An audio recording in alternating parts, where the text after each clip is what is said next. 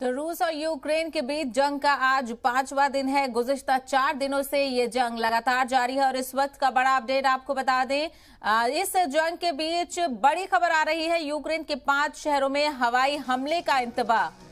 तो इस वक्त का बड़ा अपडेट आपको बता दें, यूक्रेन के 5 शहरों में हवाई हमले का इंतबाह दिया गया है। तो लगातार रूस की तरफ से यूक्रेन में हमले जारी हैं और इस वक्त आपको बड़ा अपडेट बता दें, यूक्रेन के 5 शहरों में हवाई हमले का इंतबाह जाहिर किया गया है। यानी 5 शहरों में हवाई हमले किए जा सकते हैं और सभी शहरियों को महफूज रहने की कोशिश की जाएगी। तो वहीं आपको बता दें कि रूस के हमले लगातार यूक्रेन पर जारी हैं। आज 5वां दिन है, गुज़िश्ता 4 दिनों से ये लड़ाई जारी है और तमाम तर पेशरफ्त जो इस लड़ाई में हो रही है वो भी हम आप तक पहुंचा रहे हैं। लेकिन इस वक्त का बड़ा अपडेट आपको बता दें, 5 शहरों को खास करके निशाना बनाया जा सकता है और हवाई हमले इन 5 शहरों पर किए जा सकते हैं।